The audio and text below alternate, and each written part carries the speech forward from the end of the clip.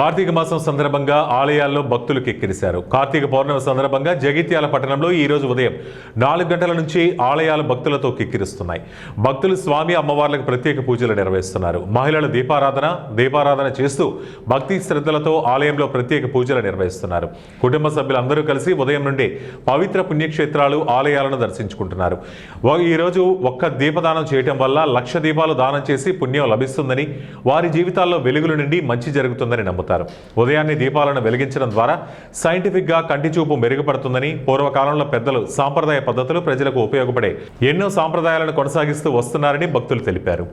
భక్తులు ఈ మాసాన్ని ఎక్కువ పూజలకి వినియోగిస్తారు.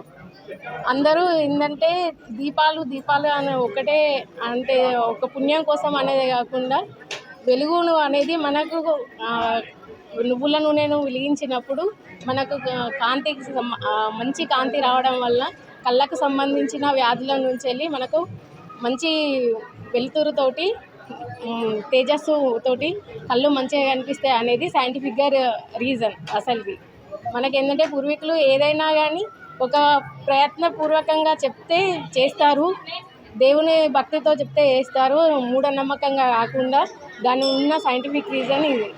భక్తులందరూ అందుకే ఎక్కువగా దీపాలను వెలిగించి దేవుని కృపకు పాత్రలు అవుతారు. మార్కండేయ కార్తీక మాసం అంటేనే శివకేశవుల మాసం అని అంటారు.